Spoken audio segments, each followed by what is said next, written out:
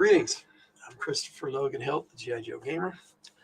And as Fridays from the Hilt is on hiatus for a bit, and the Fridays players are taking a break, I decided to look at my old D&D collection today, and I hope you enjoy.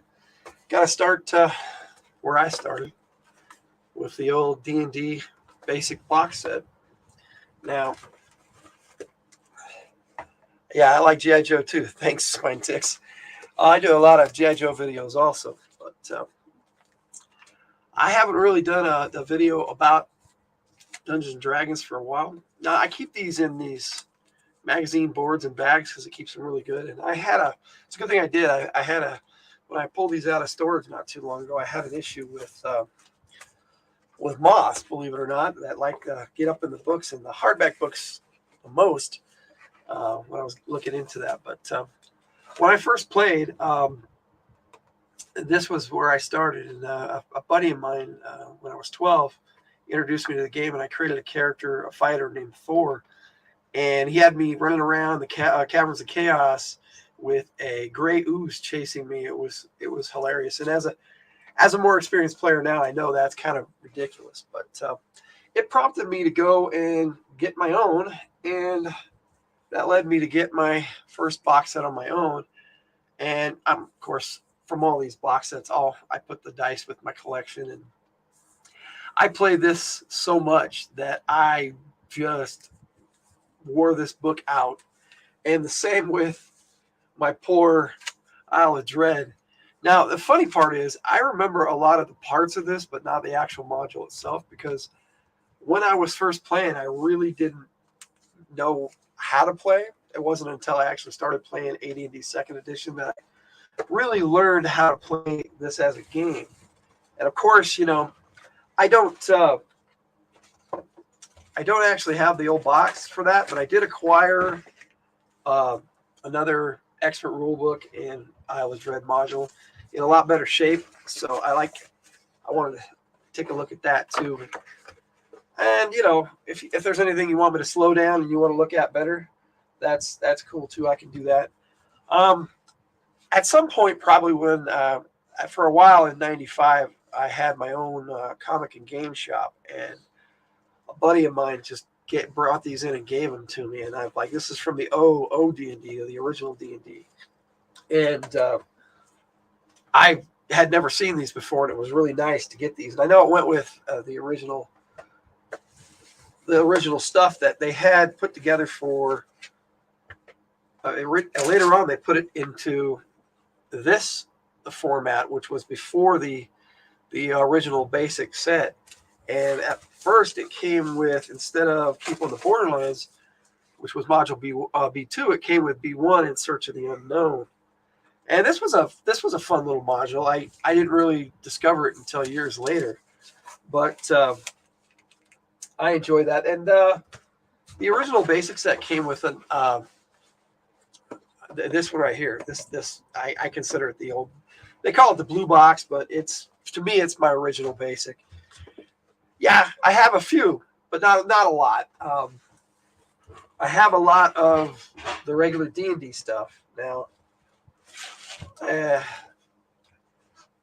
Most of the boxes that I originally had got torn up and I had to throw out, but I've kept as many as I could. And this right here, when it came out, it was really nice, and I got to know how to play the game better with this. But still, I really didn't consider myself a role player until AD&D, for whatever reason. It's just silly. But as kids, we see things differently. And then, of course, I had to pick up a new expert rule book when it came out, and I really loved this cover to Isle of Dread, even though some of the changes they made, to me, weren't as good. Yeah, there are some things that I wish I had kept too that I don't have anymore. Just a few odds and ends, and I sold some out of my shop that I wish I hadn't. But that's life. We do things that we make decisions and do things, especially with our belongings. But I tried to keep as much of my original D&D collection as I could, and of course I had to pick up the rest of the Beck-Me stuff, Basic, Expert, Companion, and Masters, and Immortals. And this right here, I actually have two of the companion set because this one I used a lot and it got tore up. Oh, one of them is. So I acquired another one. I'm not sure which one this one looks like the newer one actually. Yeah, that's kind of how it works, Spine Ticks. We grow up, we get work, and we are able to buy the things we want, and sometimes we can't because we have other stuff. Welcome, Jackalblade 9. Happiest memories. I totally agree. Now, what I remember about the old companion series was it came out with new armored weapons and stuff, and it came out with, I think, scale mail. And I remember vividly the Bastard Sword when they introduced it to this game. And for some reason, I just, as a teenager, I liked the sound of Bastard Sword for whatever reason. Then you got your Master Series. And this, what I liked about Beckme D&D is it would cover certain levels. Like the basic set covered 1 to 3. And the Experts rulebook, what made that great, and that's what I had for the longest time, was just the Expert set, is it covered rules 1 to 14. And then you got 15 to 25, and then 26 to 36 in the Masters. Master Sword, yeah, exactly, for the win. The Immortals Guide, I still have it, and I tried making characters and playing it, and I even have a few of the modules for it, but it just, I don't know, to me, it just wasn't the same game anymore. So, I don't know, it maybe my teenage mind just couldn't wrap myself around it. Mechanical Drip made rules digestible. This is true. Now, later on, they started coming out with some cool stuff for it. And Hollow World, I liked. Part of the Gazetteer series, actually. But back then, I didn't even know that it was part of the Gazetteer series. I just saw it as something new for D&D because I hadn't really gotten into D&D yet. And Hollow World, I didn't ever pick up any of the adventures for it. Like I said, when I pulled this out of storage, I had a few run-ins with some moss, and so I made sure to have this to make sure that if I saw any more, I'd get them. But this came with a player's guide, and Hollow World was neat. It added a bunch of new races and classes for humans. Because in D&D, the difference between D&D and AD&D was the classes back in D&D and the races were one and the same. They added druid in the companion set, but I mean the dwarves, elves, and halflings were their own class. And that was pretty cool. Then they came out with, you know what? This was the first in the series. And I don't really have a lot in this series, just the box set in this book here. And I did want to acquire these because they're really nice reference books for the old known world. This was even before they started calling it Mystara. And the Grand Duchy of Kremikos is just, I played so many games in that campaign setting that it's unreal. And so I loved the Gazetteer series, or Gazetteer, however you want to pronounce it. But the Dawn of the Emperor's box set, it came with these 3 really nice books and a bunch of poster maps. And I just enjoyed the Gazetteer stuff. It really looked nice. But by this point, I was already starting into AD&D, so I didn't play this at all. And of course, when they changed it to Mystara and started bringing it out and made it into AD&D, I picked up the first box set, and to me, I kind of wish I kept playing straight through. I never stopped playing the game, but in '89 I jumped over to AD&D, and so a lot of this newer stuff to me was just I collected it because I wanted more stuff for the known world. But as far as Kremikos is concerned, I actually find this to be better for a dungeon master than this. Even though, and these came with, it wasn't bad. These box sets, they came with CDs and I've never even listened to them, because like I said, I mostly got it just for my collection. But the books were beautiful. I mean, they definitely had a bigger budget. And sometimes I put them on the back, so that's why I look. Some of the stuff that comes with, I just slide them into these nice magazine bags and boards to keep them good, even in the box sets. Like as I said though, I actually prefer this over this big old box set. I don't know. That's probably because I never really got into this as much. Tunes for the car, yeah. It's a lot of just like sound effects and stuff, if I remember right, because I did re-download them, and I have them on my computer now, but I haven't had a chance to really look at them. Now this one I actually picked up years later in a toy store that KB Toys. I don't know if you remember that place, but they used to bring out things like not secondhand, but like things that we're no longer selling, and they bring them out. They're like extra stock, overstock. That's what they called it. And these were kind of nice, but like I said, I've never really, I haven't even read these, but I love Glantry and I love the whole known world, and I thought these box sets looked really nice, and I think I picked this up for like $2 at KB. It was like they were practically giving away. Yeah, me too, Jackal Blade. That's part of the downside of nostalgia is it reminds you of how old you are. Now, one of my favorite D&D modules was Castle Amber, and this was a nice little sequel. And I have the CD for this one somewhere, but I don't remember where I put it. But I've been trying to put all my stuff together, and so this was an okay update to Castle Amber. It just wasn't as good. And when I start looking at the modules, I'll slow down a bit and really talk about those.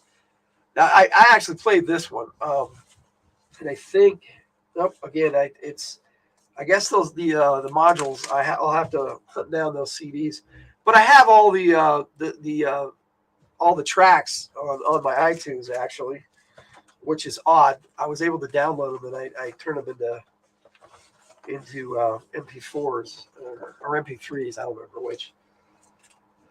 I'm not all that tech savvy. Now these are a couple that I picked up because again at KB, I didn't know what they were. Later on, I found out that they were part of Mystara, but they're kind of their own campaign setting, and so I don't really know a lot about these either. But my collection, I just started getting stuff and wanting to look at it later, and then some of it I just never got back to, unfortunately. And this was the Savage Coast, and I had to remember the Savage Coast. And some of this stuff is just, it just reminds me that I played this game, type thing. And then this was a little adventure, and like I said, some of them I have the CDs for, and some I do have them all somewhere, but I don't really remember where exactly they are. And then this one had the Savage Baronies book and the Divided We Fall book 2, and I think they used this artwork for the cover of B1 to 9, but I never actually got that compilation. I had all the modules, so it didn't make sense for me at the time to buy a big old thick book that now I wish I had, because that book's actually, it makes it easier to run those games.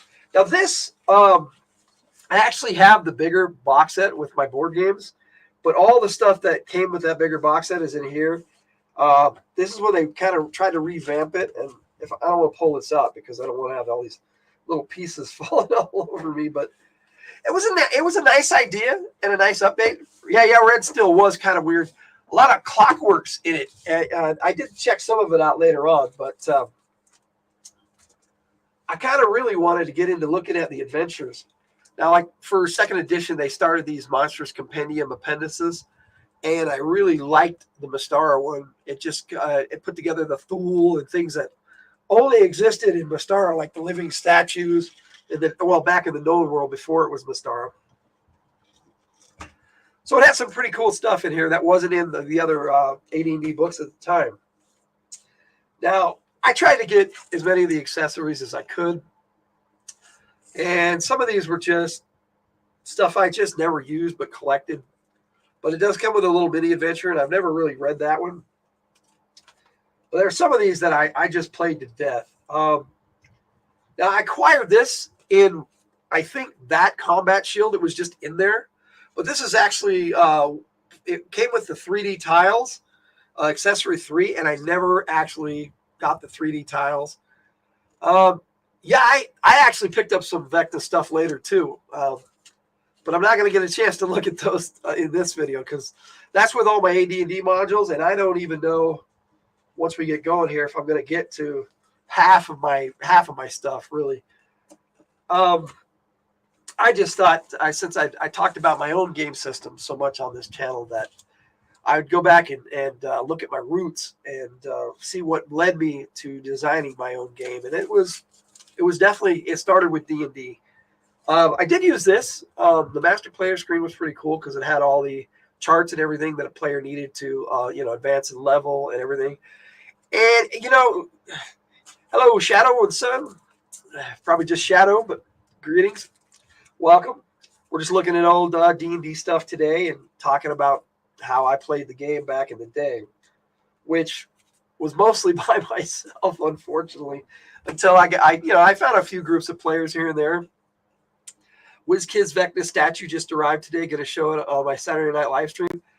I hope I can check that out, Spinetix. I don't know what I'm doing Saturday at this moment. I might be doing family stuff, but I don't have anything going on with my channel. Or tomorrow night I'm actually going to be on Bear the Gen X GM.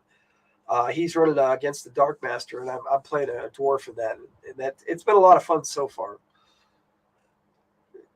Yeah, totally played by myself and set up battles. I've done that too. I definitely have done that too. I actually took my G.I. Joes and made a grid and used to use G.I. Joes to represent miniatures because I didn't have minis for the longest time. And, then I started playing AD&D with a really serious group of gamers, probably early 88, right before second edition really came out. But then we got it. I got it going on. But this book here, if you didn't have this in D&D, then you didn't know what you were missing. And this covered the Giants and Dragons for D&D really well. I've done. I'm actually writing a military action game right now, and I'm going to be running a game on this channel starting in October for that. So, not trying to focus on G.I. Joe today, but that's something I'm working on right now.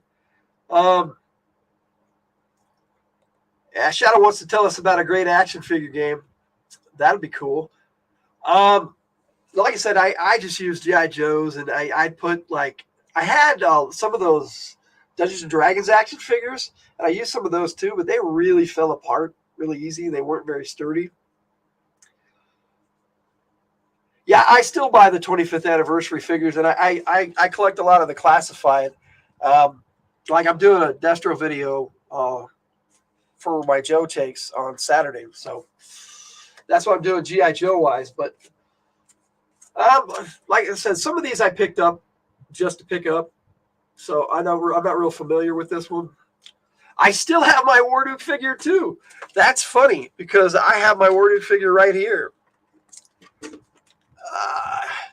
Try to keep him dust free, but I've had to repair this figure, and I love this sword and the shield. And in the LGN cartoon, this sword, he can actually freeze things with it. It was kind of cool. So yeah, I definitely had a few of these. I still have my Hulk horror. I had an Umber Hulk, but I don't know what happened to that. This is from the old Blackmore that they included in D&D. This is the only one I have in that series, but I actually want to pick the rest of those up. This was really interesting. Yeah, I had to actually get in here, and you can't really open these up without breaking them. So repairing these ones is not as easy as repairing G.I. Joes. And my wife actually helped me with some fishing wire, and we pulled it tight, and we were able to save it because, man, once the O-ring went with this thing, fixing it would have been really difficult. So as you can see that, even the leg is so old that it's, I don't know if you can really see it there, but it's kind of falling apart. But I have kept this as good as I can. I really love this figure. And I had Strongheart and Elkhorn and Ringle Run. And there was a girl figure that I had that started with a P, but I don't remember her name. But there is a module that covered those characters, and we can take a look at it and we'll find out. Well, you like this cover, Jackalblade? I did like this one. This is why I picked it up. And I actually had a second copy of this that I had for a long time that I sold recently. Then I have I try to get one for the box set and then one for my bookcase collection too. But In Search of the Unknown, a good module. But I think we all played this one to death. I mean, I really love Keep on the Borderlands. I actually like mixing it with Village of Hamlet, the AD&D module, because it has a better village than the castle. The castle, you can add them together really well. And this map, I don't know who's an old school gamer that hasn't played Keep on the Borderlands that doesn't know the Caves of Chaos well. It's well done, a little module. They did so much in so little space back then, and nowadays they have these big old beautiful books with hardly anything in it. It seems like, to me anyway, and it's kind of sad sometimes because I like it. I got some of the 5th edition stuff. I checked the game out, just not a fan because when I created my own game system, I put all my campaign stuff into that, and I haven't found a game system that, to me, is better than the one that I created to play. And that's probably true with a lot of people when they make their own homebrew rules. Let's see. Jackalblade says, "Oh gods, I can run Keep on the Borderlands and Palace of the Silver Princess from memory." I have a module like that. It's not these two, but I do have Palace of the Silver Princess as well. Now, if I can remember which way to turn the book, but yes, I loved running this, and I got a PDF copy of the original orange one that they made, the orange cover, where it was redone by it was originally done just by Gene Wells, and Tom Moldove went and redid it. And this isn't the original one isn't bad.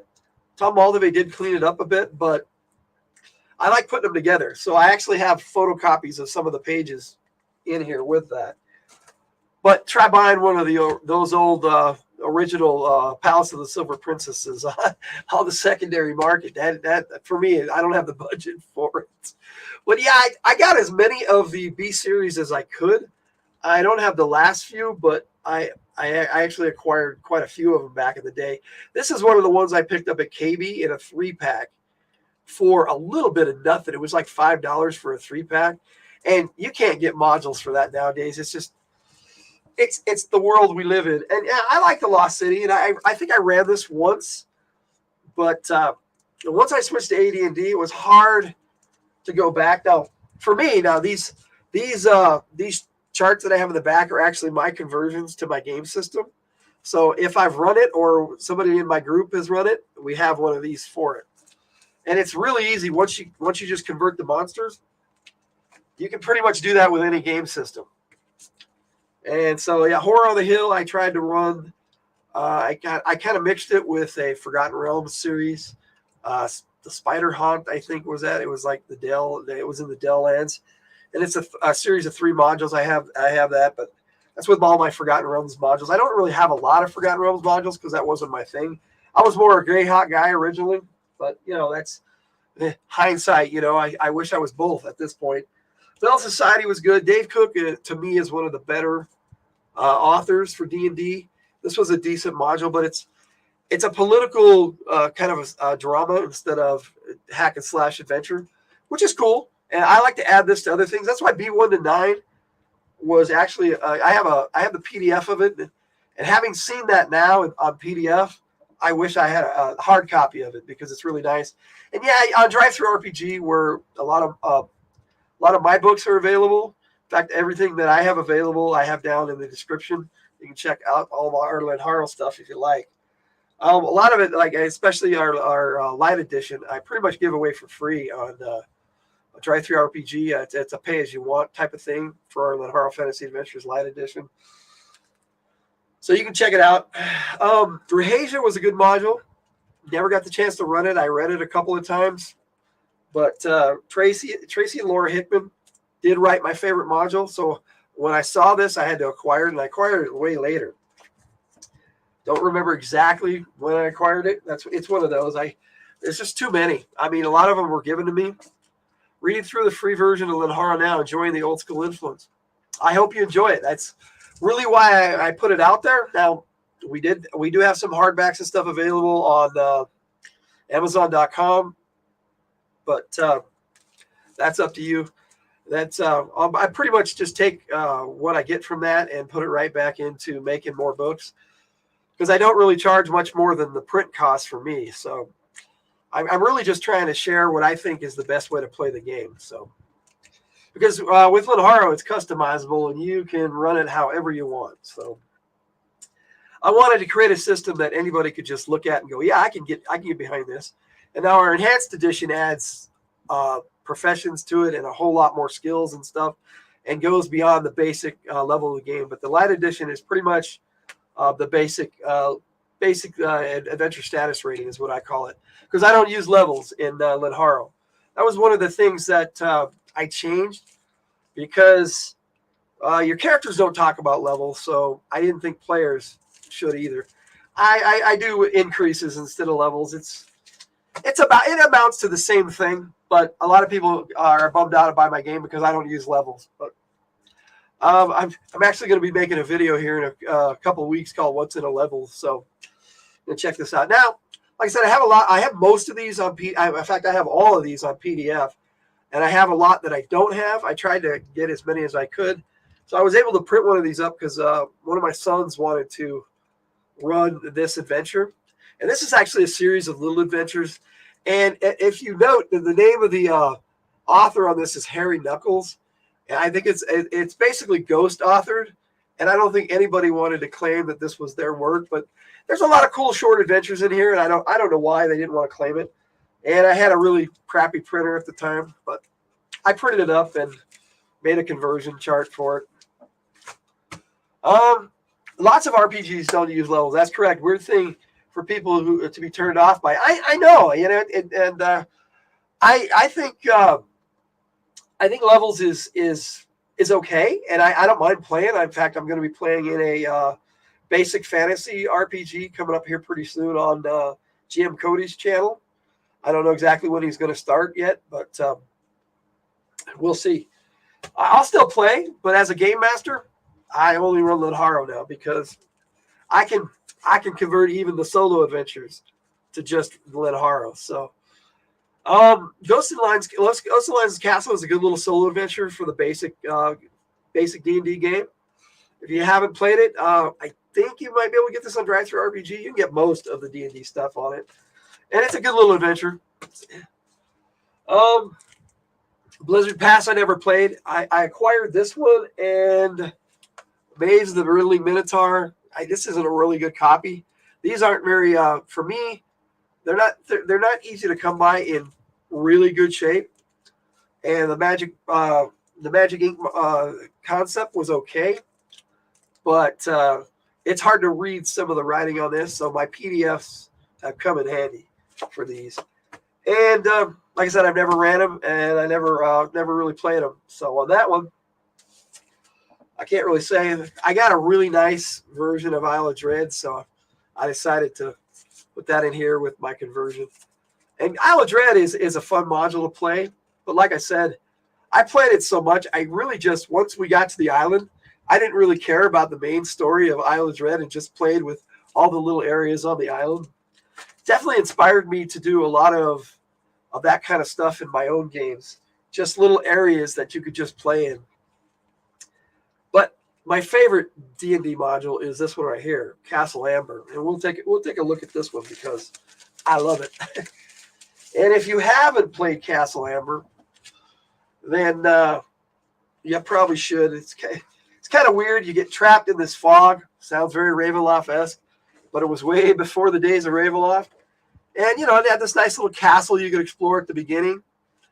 But the bulk of the module, I really just loved playing in this. But actually, the bulk of the module took place when you actually are able to go out into you find a gate in the basement, and you end up going into the world of Averone. I think that's how you pronounce it. And it's a lot of fun. You have to go around and collect these different items in order to summon the tombstone of the main wizard in this, and then it's a long and involved adventure, but you can actually just play the beginning part and pretty much skip all the rest of it. Yeah, it is deadly. An absolute glorious bullshit. Imagine it is. They are crazy. They are really crazy. The thing I liked about Mark of Amber, the sequel they tried to do, this one here, was the recordings they had on the CD. Was they had all these like crazy people that worked in the castle, and the maid was like, the cook is deranged, and I am deranged too, and it was a lot of fun to listen to. I definitely listened to that one, and I tried to play that one, but it's just not. It didn't have the old feel to it that the old adventure did. Now, another one I acquired later, years later actually. So I never played this. My wife was going to run this, but never got around to it. So I don't know much about that one, but I got into the X series and love Master of the Desert Nomads. This two-parter, Temple of Death by Dave, Master of the Desert Nomads and Temple of Death. I really enjoyed these ones. It has one of my favorite monsters ever, and it's this nasty juggernaut thing that's just it's a construct that can go around and just smash everything, and they were almost impossible to destroy, especially for D&D, basic D&D characters, or even expert D&D characters for that matter. Quagmire's interesting. It's definitely, it harkens back to the old long wilderness trek adventures, and I really enjoyed reading this, but I've never played it. But it ends with this spiry castle that's a city within in a castle, and exploring that's kind of interesting too. To each his own. But this one is one of the first modules I ever acquired, the War Rafts of Kron, and I played this one to death. I mean, you start out on the high seas, and then you end up having to get potions that make it so you can breathe underwater for longer periods of time. And you run into an underwater vampire and the sea giant. And I dug the heck out of this module and played it, before I really knew how to play. This is what I played a lot of. Just a fun module. And the cover to me was just, I just really enjoy that Elmore artwork. I mean, to me, Elmore was one of the best. I know a lot of people love all that new artwork now, and it's nice and it's beautiful to look at, but it just doesn't harken back to the old Elmore stuff. The Drums on Fire Mountain is one of those I picked up in a 3-pack, and I looked through it, and it's okay. I mean, like I said, I haven't run it or played it, so I can't really give a fair opinion. Yes, Underwater Vampires does give Jaws real meaning. Something you can sink your teeth into, I think. Now, here's another one. Like I said, KB Toys, they were so great. I missed them. They would have old, stuff that was overstocked, and they would put together these 3-packs of comics and games, and I got a lot of my stuff through them, and this was definitely one of them. Never actually read or played this one, but I got to, when I was playing AD&D, to collecting just to have the collection, and I'm glad I did, because I have a lot of these older books, and this one I actually picked up when it came out, but it was very complicated, and at the time, it wasn't something I was into, because it was kind of a big old war game, and it comes with all these little little pieces that came on a card stock, and you had to punch them all out. And once I got reading it as a teenage boy, I was like, no, I'll go explore a dungeon and kill some stuff. Elmore, Caldwell, Parkinson, and Easley. Yes, sir. That's right. That's my jam right there too, man. Now, a buddy of mine, when I was probably 16, maybe a little later, maybe it was 17, picked this up for me for my birthday. And I have read this, ran this, played this. I cannot recommend Saga of the Shadow Lord enough. And the cover, let me get this so you can see it. The cover to this, to me, that cat, yeah. And Parkinson, there you go. That's one of Parkinson's. Just love this module. Just a bunch of nostalgia and chill today. Scarlet's Mirror I picked up when it came out. It is one I read and ran. Yes, it was a sick cover, Spine Ticks. This one, the cover was okay. Which one? Was it? You never played Saga of the Shadow Lord? Jackal Blade? It's a great one if you haven't. Scarlet's Mirror is interesting. It has a little fun adventure, and you actually go and help the Duke of Karamakos. So it kind of tied back into all my older stuff. And I got this just before I started playing AD&D. Really got really deep into AD&D. So I actually got to run and play that one. It was cool. Never played this one. I picked it up right when it first came out, right off the shelf, but I was already buying AD&D stuff. So I haven't read this one, but it was the last of the X series, and I'm glad I got it. For me, that's the only complete series I've got because I'm missing B10, 11, and 12. So, well, I don't really have a copy of B9. I have that Saga. Yep. Okay. Definitely, I highly recommend Saga of the Shadow Lord. So you can find it on PDF or Drive-Thru RPG. Pick it up. It's good. It's a good module. Lots of fun. Crown Ancient Goer, like I said, never played it. It's got a nice cover, though. I mean, it looks like he's bound to some lich. I don't know. Too many books. But I did play the crap out of this one. Like I said, we'll take a look at it because they had those characters from the action figures in here. Now, I thought it was weird that they did the AD&D action figures with the D&D series. I don't know why they did it that way. I don't know. Maybe it was like to smack Gygax in the face. I don't know. Who knows? That was a weird time for D&D. But a lot of people bag on this module, but I love the maps. I mean, it doesn't have the best storyline, I'll admit, but the maps were great. And let me see. Diesel did all the maps. No wonder. Dave Diesel LaForce, man. He did some great stuff. There's a hook horror. I have that figure, but it's in my other room right now. I should have brought it out here to look at. Then you got the Dragoon and the Roper. They had figures of those. I never got any figure. The only figure I got was the Hook Horror and the Umber Hulk.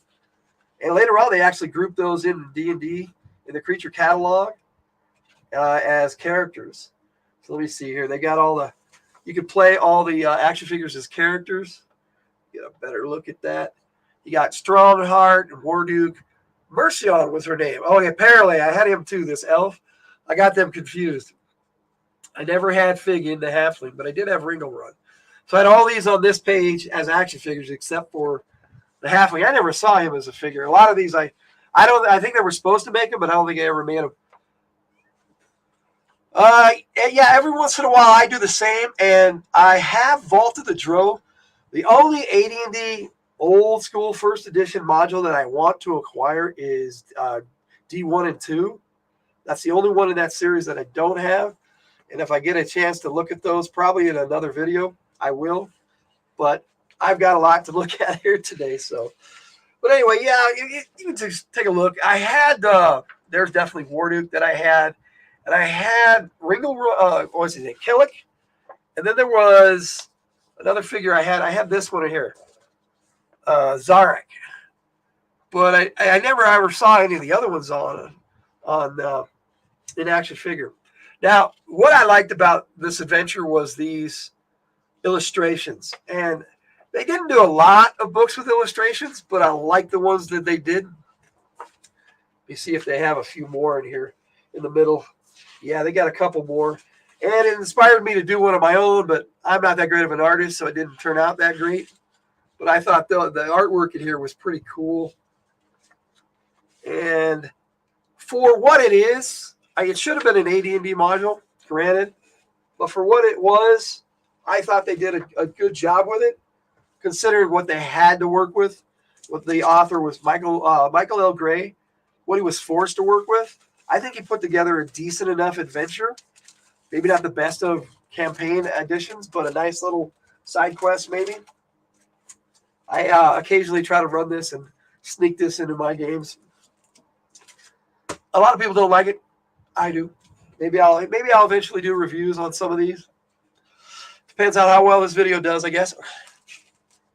Like I said, I'm not going to open all these. I was going to open it. Okay. 01, a Gem of the Staff. It's just a one-on-one DM and one player module. I actually like these. I wish they had made more of these, but they only made 2. This one was okay. I wasn't ever big on playing thieves. Let me see what Jackal Blade has to say here. Funny thing is, they revisited Strongheart, Warduke, Kellic, Elkhorn, and one of the 2 others in a recent 5e adventure path, Nostalgia Sells. It does. I actually picked that book up, and I haven't really had a lot of time to read it. The Witch Light Behind the I don't remember. But I have a few of the 5e books just for the nostalgia factor alone. Found yourself even looking at eBay last night for the old yellow character sheets. You know, I have some of those characters on those, and I think I have a blank one somewhere because I loved them. I mean, it was what I did, man. It was the game. Now, this was the second, and as far as I know, the only 2 one-on-one D&D adventures they made for just one player, one dungeon master. And you got to be an elf in this one. This was a way better one. And you actually get to fight a centaur in this. It's kind of cool. The Wild Beyond the Witchlight. That was it. Yes, thank you, Jackal Blade. Yeah, this was a good one. So if you ever want just a quick little one-off session with a player, these were kind of nice. Now, this one I tried to play. This was the first X solo. A lot of people in my gaming circle recently have said they liked it. I couldn't get into it. It was definitely a high seas type of adventure that you had to play by yourself, and it just didn't seem. I couldn't get into it enough to role play it, because when you're by yourself, role playing really doesn't factor in as much. Okay, Blade of Vengeance was possibly the best one of all time. Yes, I agree. I love the atmosphere in that one too. Very. I'll show it again. I'll show it off. I do love this one, and I have played this one quite a few times. I actually have been thinking about running this for my wife because she loves elves, and I'm a dwarf guy, but she likes elves. You know, originally with D&D, I was an elf guy, and then when I got into AD&D and I read the Elf Handbook, it was okay to me. But then I read the Dwarf's Handbook, and from then on, I was a dwarf guy. I don't know why. It's just a change in the way we do things in our lives. Anyway, License Guild was okay, but my favorite solo adventure ever is Thunderdelve Mountain. You get to play a dwarf in this. Go figure. I mean, I was already gravitating towards dwarves because of this module, but the Dwarf Handbook from AD&D sealed it for me. Now this, you had to, I'm damaging it as I'm looking at it because it's so old and fragile, but you had to build your own, dungeon, and you had to take these runes, and you had to translate them within the module as you played, and I ended up making a master map of it. But to me, it's like reading an Endless Quest book, but playing an Endless Quest book. And I have a bunch of the old Endless Quest books, too, and I may do a video about them someday. Because I love those, too. Nostalgia can be a dangerous thing. I managed to get my wife to play via simple tabletop battles with streamlined homebrew rules, says Spinetix. That's what I did. My wife, that's how I met my wife, though, as a gamer. and I've got my kids to play with my homebrew rules, which we converted, my wife and I, into Lenharrow. And man, she's been a boon to me as far as game design, because she knew all about animals. That was her thing. And yes, I just noticed there's a grasshopper in my wall behind me. Wow. We have a little kitten who likes to bring grasshoppers in from outside. We can't keep her from doing it, but she loves to play with them and eat them. It's cats. What are you going to do? Now, this one I just barely picked up last year, because I've been trying to get all these old TSR books. But I read through this one, and I really like this adventure. I wish I'd had it back in the day, but I never saw this in any hobby store or game store or comic book store or anywhere. And it's like and I know why now. It's probably because everybody kept buying them up.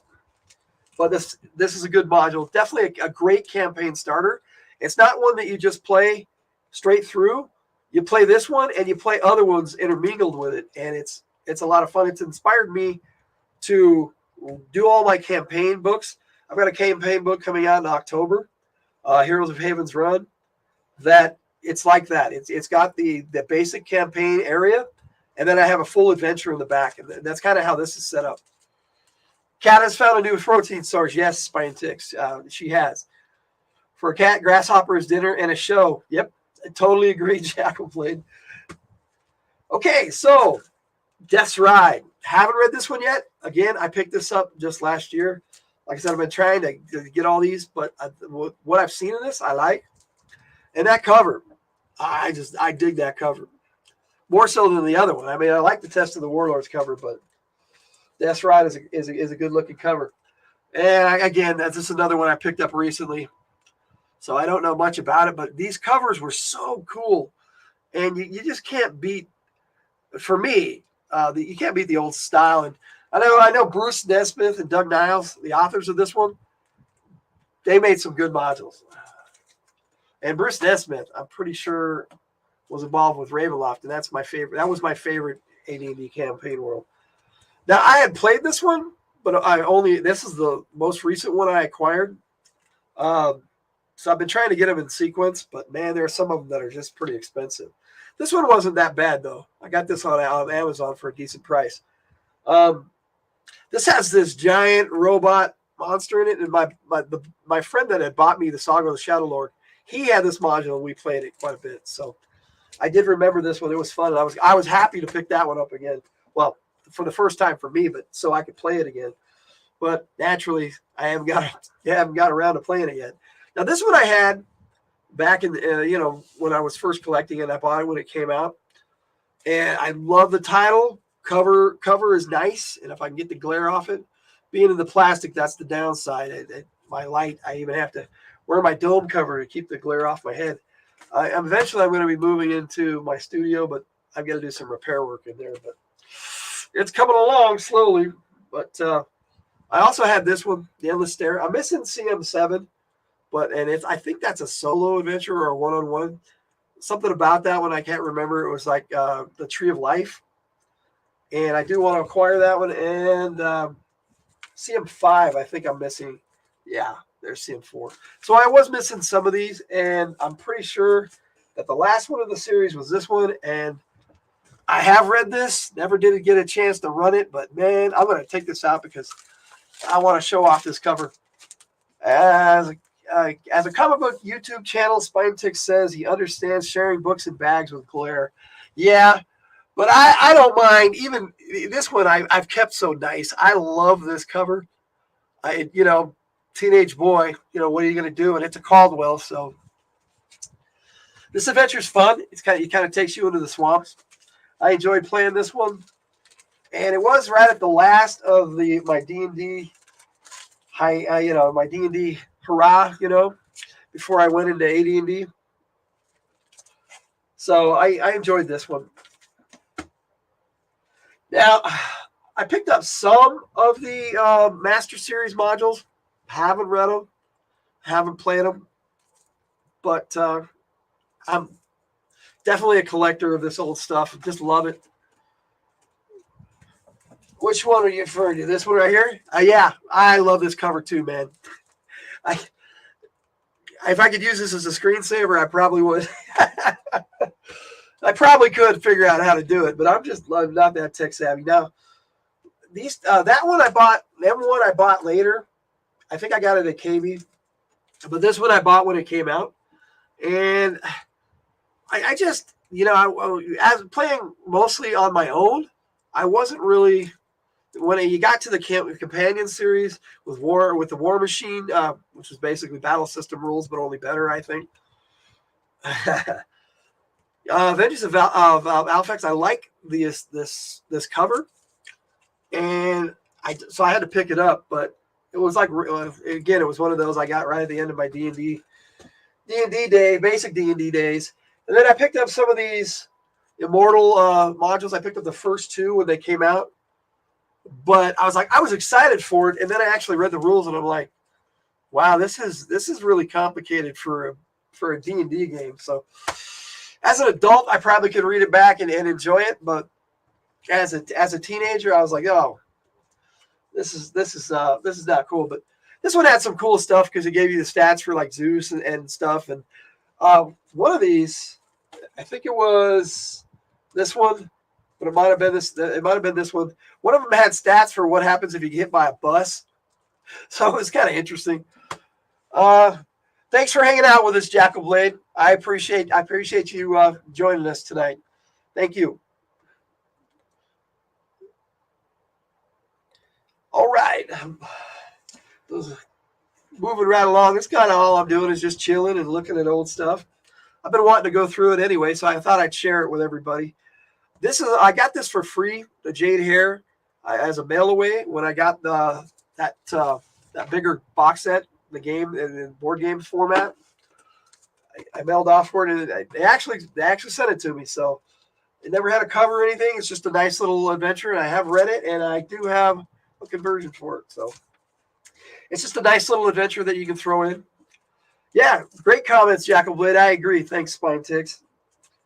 Quest for the Silver Sword is one I actually acquired probably about 4 or 5 years ago, and I actually did run it. It was for this set of D&D. So I'd never had any of the modules for it, so it was kind of nice to pick one up. And what's cool about these is it came with these battle maps. Let me see if it's in the module. Yeah, it came with the map of the whole dungeon on a big old poster map, and I'll only unfold about half of it here, see, so we can kind of get the gist of it. Let me get that out of the way if I can. And basically, you would lay this out, and you could actually use those little paper figurines right on here, or miniatures. It worked out good for either. And it was kind of cool because for the Dungeon Master, they set it up like this and told you everything that was everywhere in the adventure. I thought that was a good setup.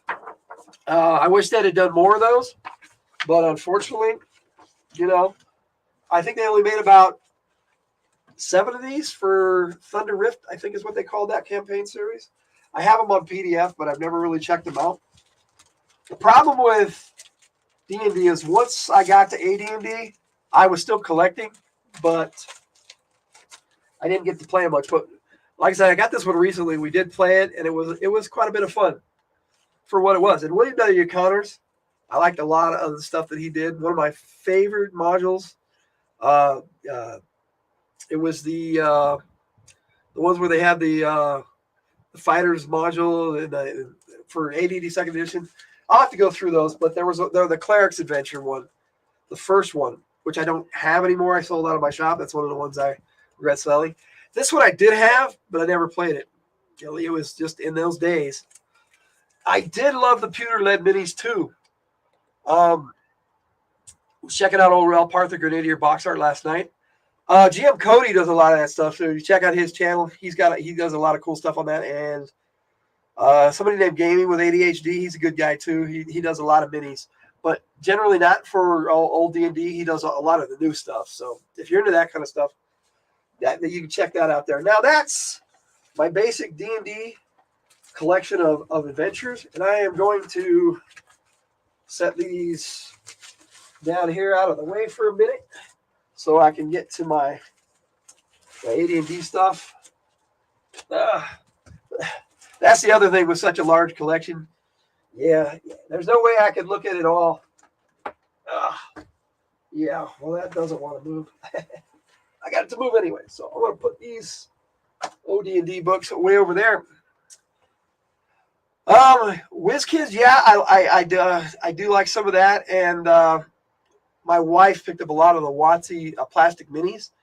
My screen, it's kind of got a bunch of stuff on it right now, but is a customizable screen, and I have a link to it in the description. Stratagem, I think, is the company who put it out, and it's customizable, and you can put whatever you want in it, so it's really cool.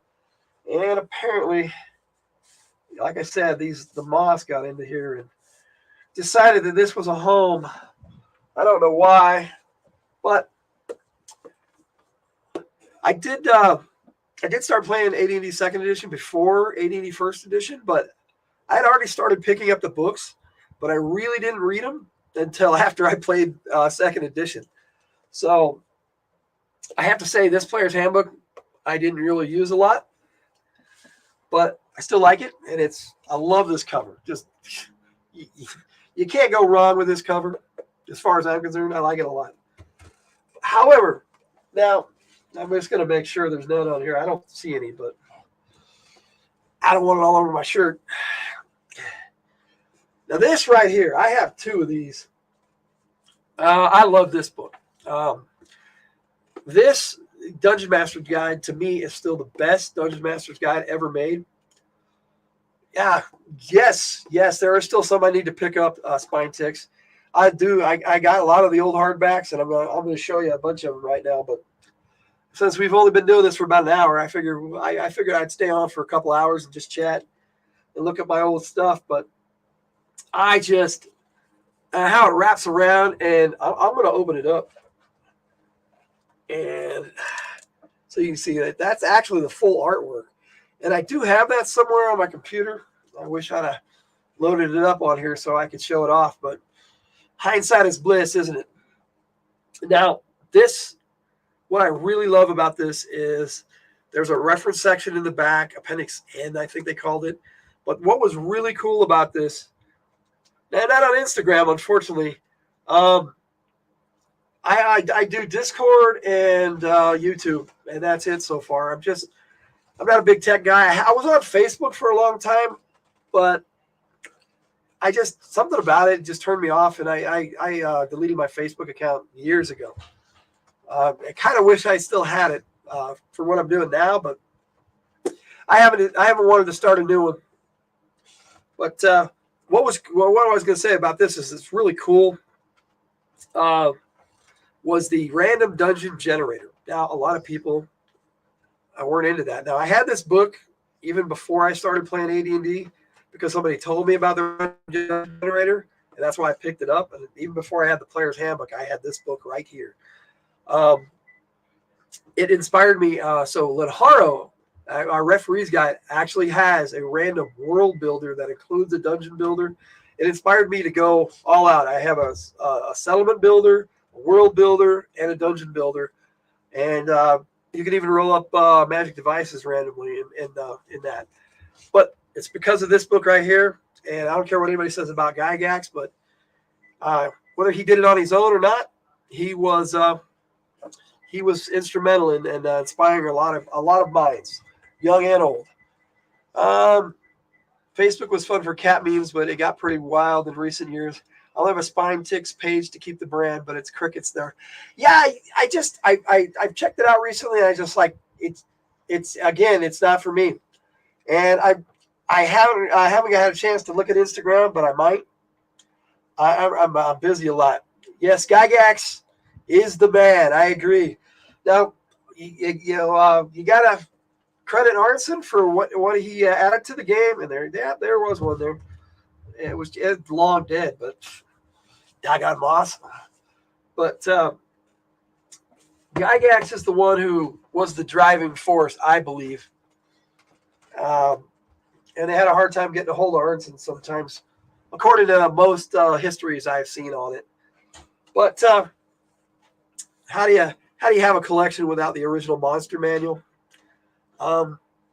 I didn't get this until after I got my second edition player's handbook. But at one point, I actually had a couple of these. But again, with my shop, it's got some stuff. What's weird about these moss is they have like almost a silk thing going on. And so some of it gets a little sticky, almost like cobwebs. I thought at first it was a spider when I first saw it. I'm like, nope, not a spider. But a book I had to acquire even before second edition was this one right here, and I have a couple of them. And the reason why I have two, because I had 5 at one time. I went a little crazy. But I see the difference right away. But in the original, you had the artwork.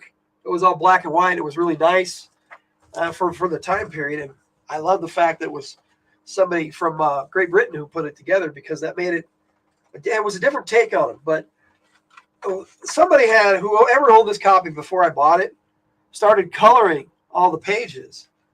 And some of them they did really good, and others they did really crap. But I don't have the heart to sell it, because it's like, I don't know, somebody took the time and effort to color some of this artwork. So I kept it. But I definitely have a nicer cover, except for this tape that I never want to pull off of there. When I bought that at the shop that they had this on, that is where they had the price tag. I was like, what is wrong with you people? I didn't even realize it until I brought it and took it home, and I'm like, that wasn't a smart idea. Of course, when you have your own store, you live and learn, and you do all sorts of things. Now, I did acquire a couple of these because I had a group that one time that's all they wanted to play was AD&D, and we played quite a bit, enough for this book to fall apart enough, so I had to tape it back together. But so I'm familiar with first edition fairly well, but it wasn't really. I still read second edition, just used first edition stuff. Thought it was a coloring book. Yeah, I guess. These pictures aren't in color. They need to be. And with Instagram, you just posted Fiend Folio yesterday, paired with WizKids Get Yankee statue. Get Yankee, man. They were right on the cover of the Fiend Folio. Or was that the Gets the Rye? I don't remember the difference between the two at this point. The book that I really loved and used to death was Unearthed Arcana. Now, I had like 2 copies of this at one time, but my nicer copy, somebody I'm going to mention my own name, spilled Dr. Pepper all over it, and so it got pretty damaged, and somebody actually gave me like $10-15 for it, and kind of wish I hadn't at this point in time. Again, it's another one of those, but I still had one, and it's not in the best of shape, but I still have one. Love the Unearthed Arcana, the Barbarian, the Cavalier. I mean, a lot of that was ridiculously over the top, but I have incorporated some of it into my game system. Not over the top, but fun. Somebody wants me, of course. And, of course, had to get the other cover and managed to pick up a couple of them. I don't know why, but I can't. I feel like you can't have enough DMGs from first edition. Both covers are nice to me, and then of course I had to get the newer cover of the Monster Manual. I like this cover better. It's a nicer cover, but the older one just is cooler to me. I don't know why. Acrobat, yes, and I did mention Barbarian. Was the other one they had in there? I don't know. Maybe it's just the 3. But they had new classes, and they changed the Paladin to a Cavalier subclass, and I didn't really care for that. There were certain things that I loved and certain things I didn't. I liked the new dice rolling method. I liked the whole list of pole arms in there. Unearthed Arcana was a great book. Of course, then they brought out the Monster Manual too, and this was actually, if I remember correctly, the first AD&D hardback I bought. I was in a Sears, actually, and they had a few D&D things, and I was like, well, that looks pretty cool. I didn't even realize that it was Advanced Dungeons and Dragons. I just saw Dungeons and Dragons on it, and I was a D&D collector, and I thought, wow, it's a hardback with a bunch of monsters in it. So I picked it up. Didn't know what I was getting, but I'm glad I got it. And this is the reason I don't allow people to use my books as clipboards. You can't see it, even if I put it even close, maybe a little bit. Somebody decided to map using this as a clipboard, and it has the impression of the map on here. So that's one of my pet peeves. I don't let anybody use my hardbacks as a clipboard because of that. Oregon Adventures is a great book, and I do have it, and I'll be looking at it here in just a second. I did have the old deities and demigods, but it didn't have the Cthulhu or the Melnibonian. So I had a bunch of photocopies of that in there, and I was in the process of acquiring one. So I sold mine out of my shop, and then the deal that I had going on for the other one fell through. And I still want to pick up one that has all the old stuff in it, but budget-wise, I have to wait on that one too. Legends of Lore, though, did okay. I mean, it was basically the same book, just new name. I did like the second edition version of this better, although this had some cool stuff in it too. I do have deities in my campaign and in Lenharrow, and I am working on a deities guide for it as a referees expansion, but hopefully I'll bring that out next year. I do have a lot of myths and legends that I wrote for my own campaign world. Let's see. You said my D&D Grill was getting that OG deities and demigods last year. It cost me $400 for a top shelf copy, and I don't regret it. No, I wouldn't regret it either, but I haven't had. If I'd have had that much money, I'd have bought a Dragonfly this year for the classified HasLab, but nope, didn't have it. This book right here, I had picked up early on, and I unlike a lot of people, I love Monster Man, the Manual of the Plains. I could actually take this book, flip it open, and just run games through the plains and have a good time with it. It inspired me to do a lot of stuff, helped me with my own lore, my own deities. I actually don't use a lot of the way they set things up in here, but it has a lot of inspiration for me. And let me see here. Some of the artwork in here was really decent, and some of it was really not. But like, there's that one, and some of it was so weird, especially going through the elemental planes and everything. And I know they changed a lot of it in second edition. Let's see. Yeah, I was deep in classified, but it was taking up too much space. Kept the retro class and sold classified, including the Haslam Sky Striker, to my comic book shop. Ooh. I'm a classified guy now. I do love all my old stuff, though. I gotta say, like I said, I'm doing a Destro video, so I got my Destro stuff sitting here. I've got some of my G.I. Joe stuff, but don't get me started on G.I. Joe. I love G.I. Joe, so I love G.I. Joe. I love gaming, and that's what I talk about on this channel. So yes, the classified series does take up a lot of space. I have to admit that. And now that I've got probably about a little over 65 of them. I don't know if I count the retro ones yet. I've got 4 of those, and a couple of them out of the package. But it's hard to get them in and out of the package at the prices they want for them. It's pretty crazy. Underrated book right here, Dungeoneer Survival Guide. I like this one and the Wilderness Survival Guide, and I wish I picked them up with the little modules that they came with in a 2-pack. Those are really hard to find. In fact, a lot of people don't even know they existed. That's what I never got, Spine Ticks.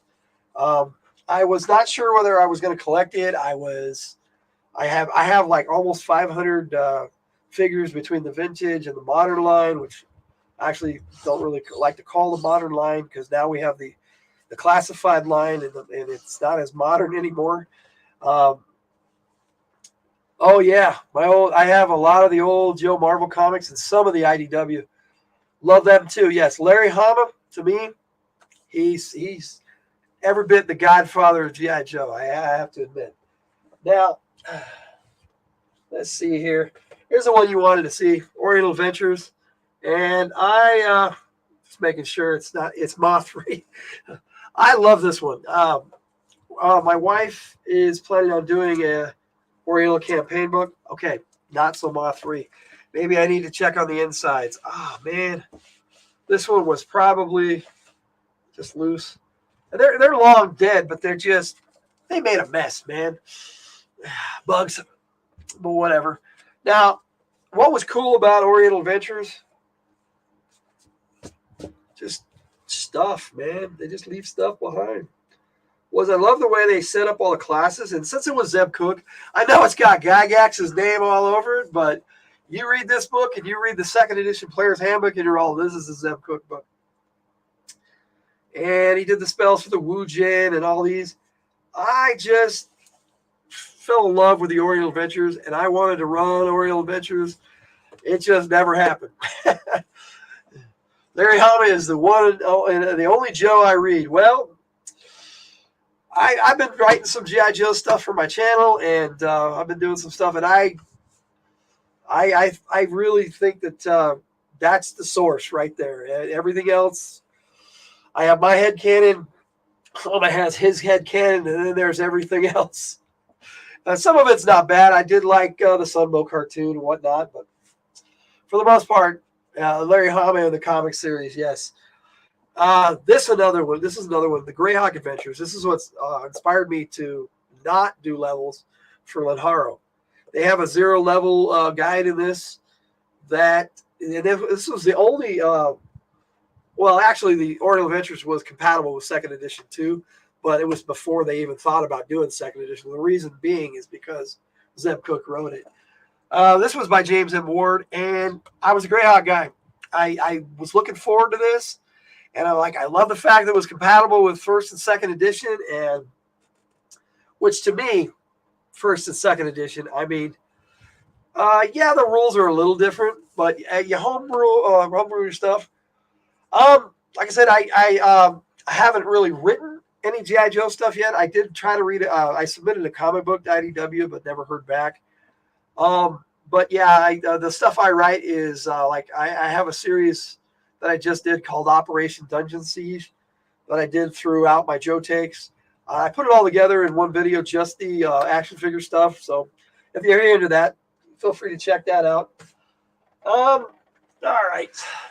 So that takes me to my second edition stuff.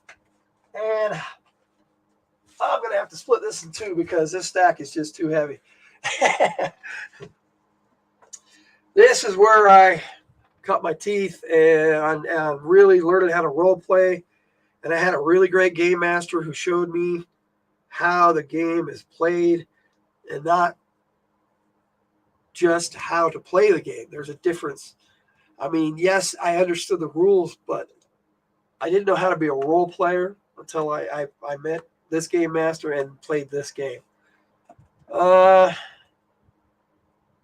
may dig a writer. Hangs to my channel. He has a comic called The Edge and likes G.I. Joe X-Men. He's coming out with a Spinetix variant cover early next year in stores. I may check that out. I'm on a kind of a 0 budget right now, but eventually I'll be getting back to things I love. I'll check your channel out, and if you if you put a link to it, I'll probably check it out. Too many books. I never thought I'd say that, but I did like the second edition. This might be some more of that moss stuff. I did like the second edition Dungeon Master's Guide. To me, it just didn't have the weight or caliber that the first edition one did. But I ended up buying a new one when I had my shop. So I have two, but I kept my original. Now, originally they came out with the monster books in 3-ring binders, and that was cool. Well, thanks, Spine Ticks. I appreciate that. Yeah, my email address is it might not be in the description, but it's definitely in my about section on YouTube. So you can email me stuff or hit me up on the Discord. That's where I check that almost every day now. I didn't think I'd like Discord, but now it's like I practically live on it, and for my channel, it really has helped out a lot. I've got my subscriber count went up more than double since I started my Discord. So I know it helps, and I'll probably end up doing more stuff like Instagram and things like that as I get going. But not my area of expertise really to be online and everything and making videos and everything. I'm getting used to it, and I like actually being behind the camera. It doesn't bother me at all. I get that little nervous tick before I start a video, but or after I start, I'm fine. So I did love the Monsters Manual when they came out with it. It made it so much better than all those loose leaf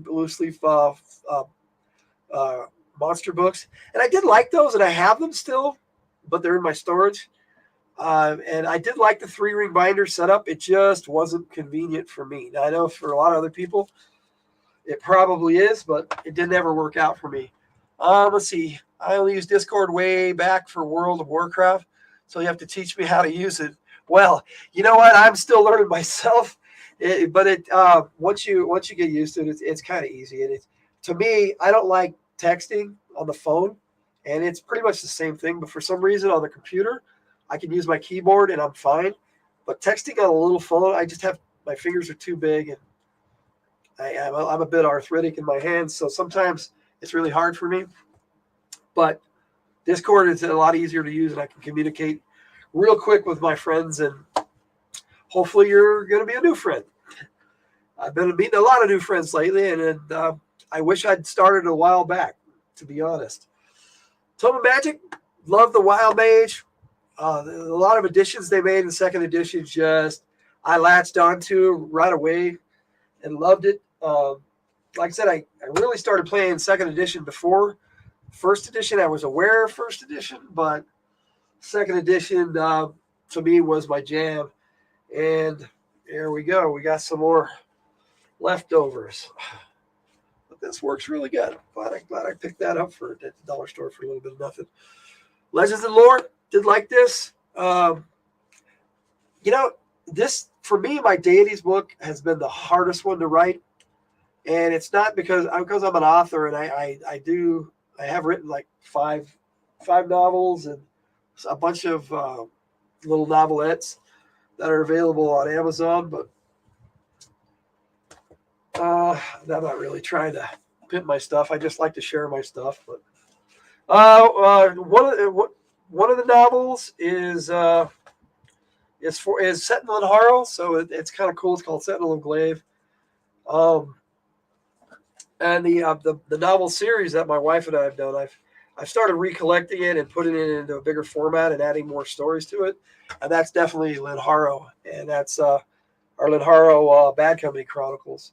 And that's been a lot of fun for me to write and to produce, actually. Definitely new pals. This has been one of the most fun live streams I've watched in recent memory because I love D&D, and your easygoing approach to the stream is great. You know what? I don't know how else to approach it. I mean, I've watched other people, and I'm like, you got to write a script. And I'm like, to me, that's why I named the channel From the Hilt. I mean, my author name is Hilt. That's my mom's maiden name. And it just seemed to make sense to me to call the channel From the Hilt. And I try to do everything from my heart. So it's From the Hilt. That's the kind of the way I see it. And I wouldn't do it any other way. I do script some things like the little G.I. Joe skits and stuff I do. But other than that, I'd say it all comes from the hilt, man. Forgotten Realms. Wasn't a big Forgotten Realms guy. I have some of it. If I can get to some of it, I've got some of the box sets over there.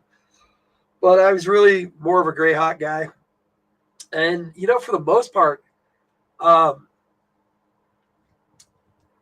Forgotten Realms, I don't know. It kind of took over AD&D, and I'm like, well, it's not as interesting to me. There was too much for Forgotten Realms. Maybe that's what it was.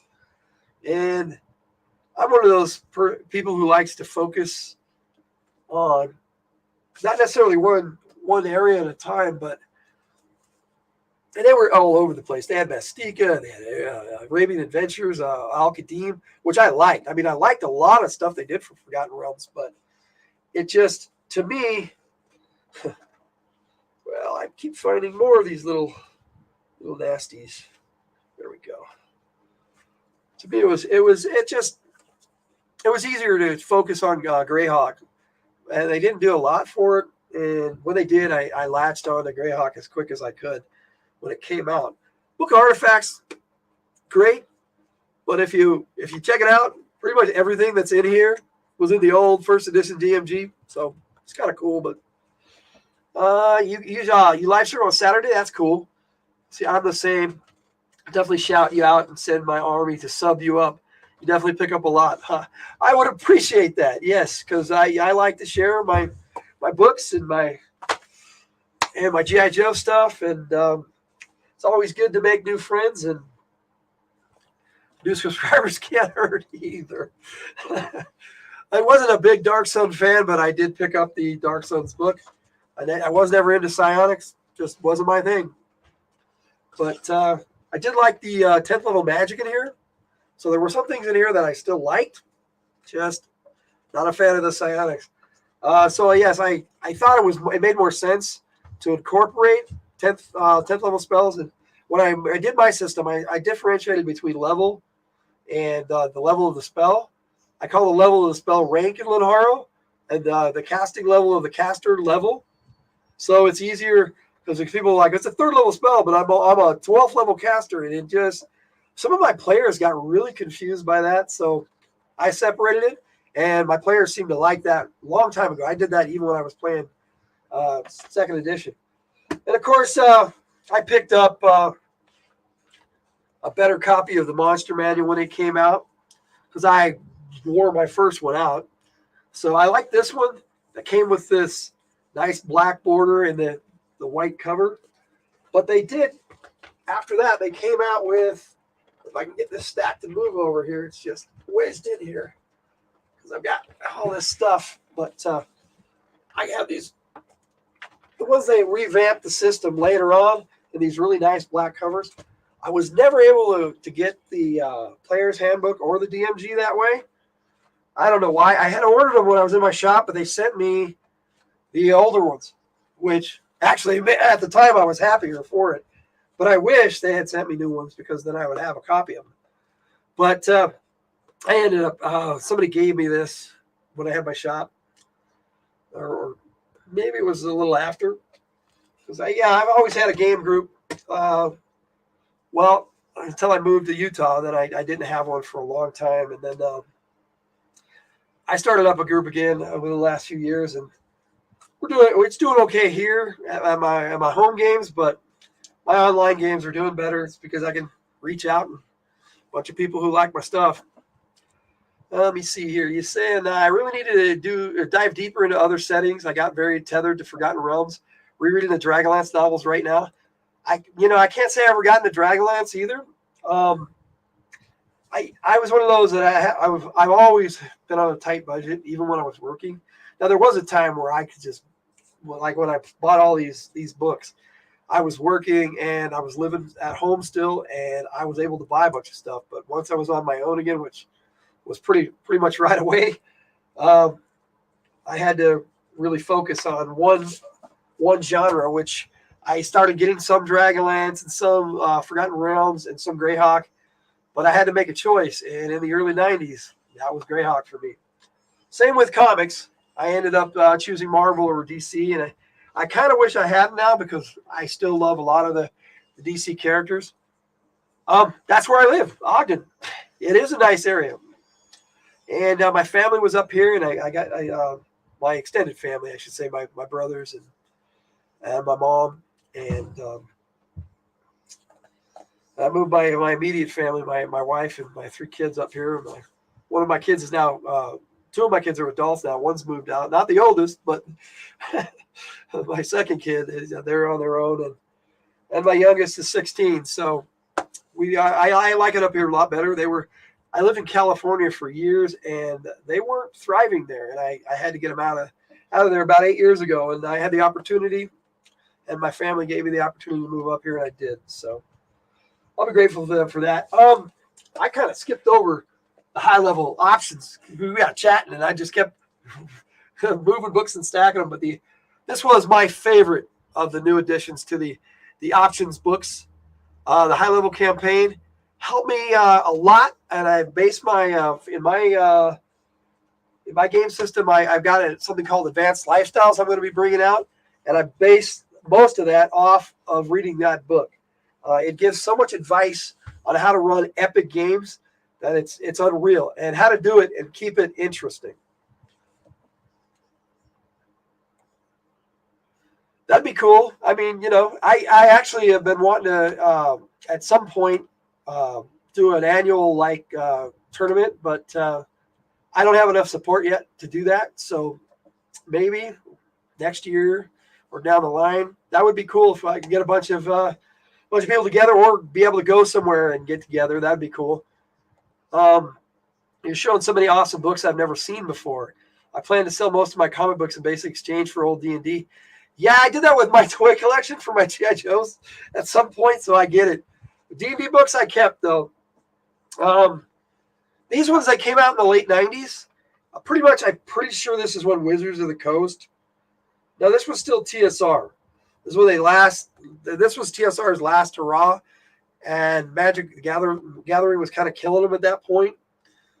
And that's when they had to file bankruptcy, and Wizards ended up buying them. But the player's options was pretty good. Combat and tactics. It had a lot of stuff for fighters and martial arts. I never did like second edition or even first edition's version of martial arts. Now, the monk from the first edition is kind of what I based my martial arts stuff off of. So, I don't know. I'm not using that in my MAG game, that martial arts system. I'm trying to keep it a little bit more simple. Yeah, I did that with my Star Wars figures too. And my He-Man. I had to decide. It was taking up too much space. I totally agree. Can fit all the minis in a box. Yes, I still have all my minis. Skills and powers. Didn't really get into this one. Can't really comment on it all that well. But the one I really did get into was spells and magic. And what's funny is the stuff they did with spells, it's got a little stuff on it, not much good.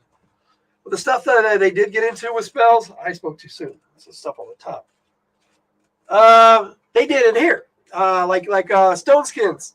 We had a house rule with the Stone Skin spell, that it could only take, each Stone Skin could only take up to 10 points of damage. And they incorporated it into the game in here. So it was like, hey, verification on something I did, But it made it a lot easier. And then the last, actually not the last hardback book I acquired, but the last one in the AD&D series, the Council of Worms. They had this in a box set first, and a buddy of mine had it. And this is all the same information that was in the box set, just put into a hardback. So when I saw this as a campaign option, I picked it up. So I managed to get this one. But the last one I actually bought was the Ravenloft hardback, and that's in with my Ravenloft modules. But I'm going to have to be taking a look at that in a different video.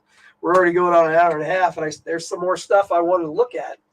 But in order to do that, I've got to set some of this on the floor. There's just a lot. And when I started looking at my collection, I said it was an extended collection, and then I was like, I sold it short, really. I knew I had a lot, but you don't really know how much you have until you start looking at it. I started picking these up for AD&D right near the last, and I'm never really sure where the cutoff was between TSR and WotC, but this was a decent idea, but the size of it just made it incompatible with all my other books. So I didn't bother getting the other three in that series, or the ones for the cleric. But I did like these leather-bound. Well, these don't really look leather-bound. The blue ones for the Dungeon Master. But these DMGRs and the PHBRs, I really like these. I wanted the Catacombs guide, but never could find it. But I did manage to pick up the Castle guide. And this has a lot of stuff. You just bought the OG Ravenloft module last year. That is my favorite module of all time. And I actually want to do a video just on that. There was a point where that was the module I was talking about, where I could just run that from memory. I don't know if I can still do it, but I used to run it every year annually for Halloween, and my gamers loved it to the point where my wife got sick of it. She still loves the module, but it's just, I get it. We can't play the same thing over and over forever. Even though that one, if you haven't read through it yet, and you're gonna play it, I won't spoil it for you. But our dungeon master gets to play Strahd the vampire as if he's a player character, and that concept right there spawned an entire campaign setting.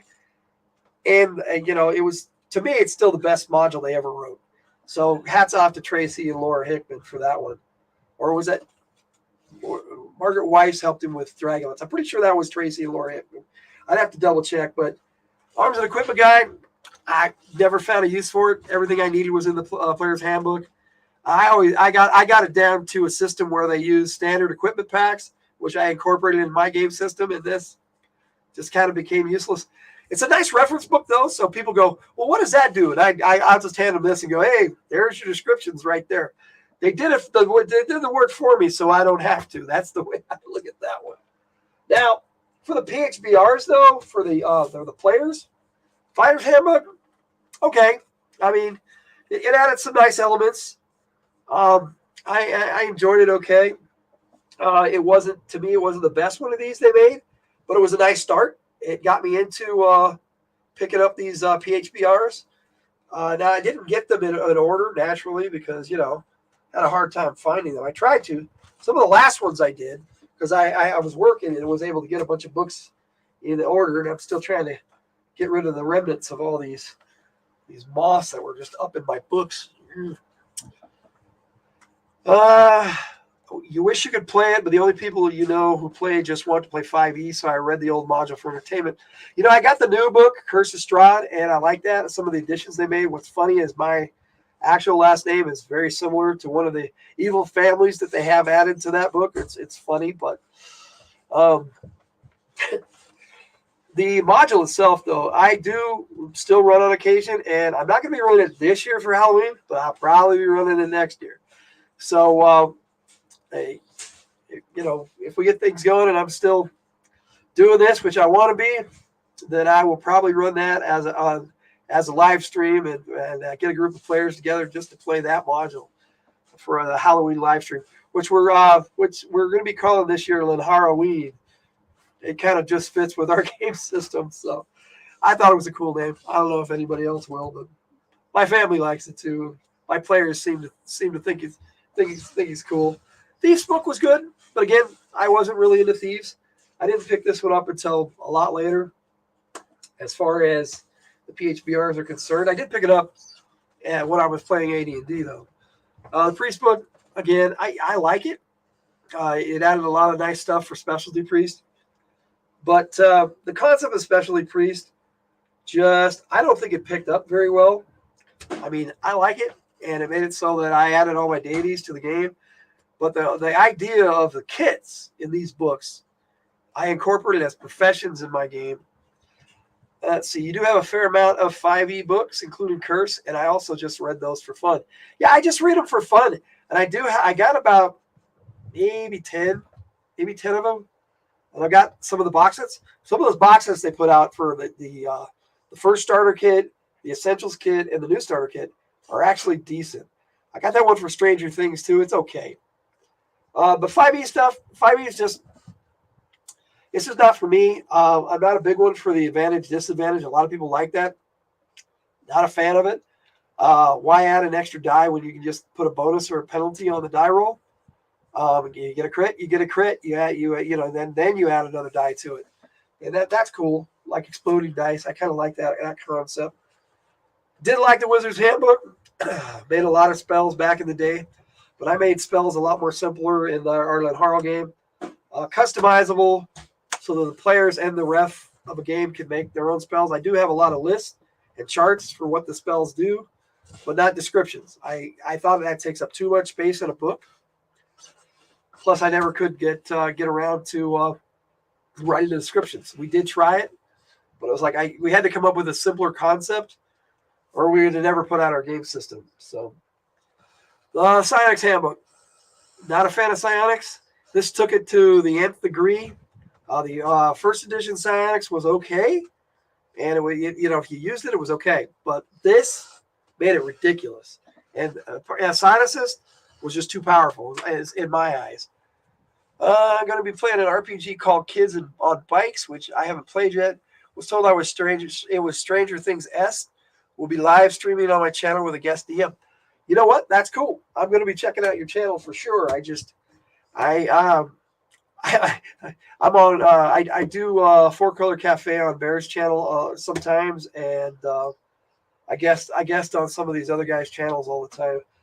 So I've been fairly busy, but so much so I had to take a break from my own live streaming for this next month here. Well, with a few exceptions. I mean, my crew that my wife and my son who does it, they needed a break. So my favorite of the PHBRs was the Dwarves Handbook. Some of the artwork in here I had to get to. One of these, I think the cover comes off. I don't know. I may have fixed it. I think I took a glue gun and fixed this one. This was my original. But some of the artwork in here, I just from the opening page, I'm like looking at this going, I am hooked. And I read some of the lore and the stuff for dwarves, and my first AD&D campaign that I really wrote and is now part of my Lenharrow, it was Dwarf Elf, and it was a Dwarf Elf kingdom, but mixed in with a lot of other cultures. It's not strictly dwarves, but it has a dwarven king, and it was just my first campaign. I mean, I've done a lot of different campaigns since, but I am going to be doing a campaign book for it eventually in the next couple of years. But we do what we can. I've got Haven's Run coming out this year, Heroes of Haven's Run, and I'm working on one called Remember Ben Canton, which I'm starting a game for next spring, and we'll be putting the book out for it then. And the other one I'm doing is Ravagers of Carnage. That book may come out the following year. I don't know. It's just there's a lot I want to put into my Ravagers of Carnage because that was my longest played campaign, and my players really, really loved my Carnage games. So Bard's Handbook is really good. I used a lot of the stuff in this, especially where it came with some of the artwork they had in these old books was just great. But they had Bard spells in here, which I converted a lot of that into my minstrel and Bard songs because I have a differentiation between starting characters and advanced characters. And AD&D, not AD&D, but third edition kind of did something called prestige classes. Now, I was already doing that with my advanced lifestyles, so it just seemed like a natural progression to me. So, like, you don't start playing as a druid or a paladin. You can become that. And if you want to be a druid, you start as a naturalist and you work your way up to that.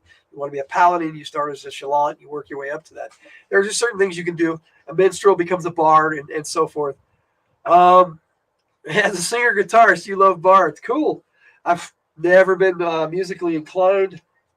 I don't have a bad singing voice, but I had when I was young, I had a tonsillectomy. And they didn't do the surgery right, and so they had to. I was hemorrhaging, and so they actually. I have scar tissue on my throat when they sealed the wound with liquid nitrogen, believe it or not. So yes, they said I'd never really have a decent singing voice, and they were right. I did like the Elves Handbook. They did a good job with this one. It made me love elves again. So if you're into that kind of stuff. These PHBRs were really nice. Loved the hell out of this Gnomes and Halflings book. Played this one probably more than the Elves. More so the Halflings than the Gnomes, but it got me to love Gnomes. So yeah, these booklets are at least the least thing they can do is inspire game masters and players to come up with characters of these races, and helped me a lot as a game designer. No American Idol for me, but I do. I write books pretty good. I think a lot of people seem to enjoy them. But I think my biggest skill is running my mouth on YouTube. It seems to be natural to me. So I'm enjoying it, and I don't get nervous. And people enjoy having me on their channels. It seems like so. They haven't kicked me off yet, so I guess I'm doing something right.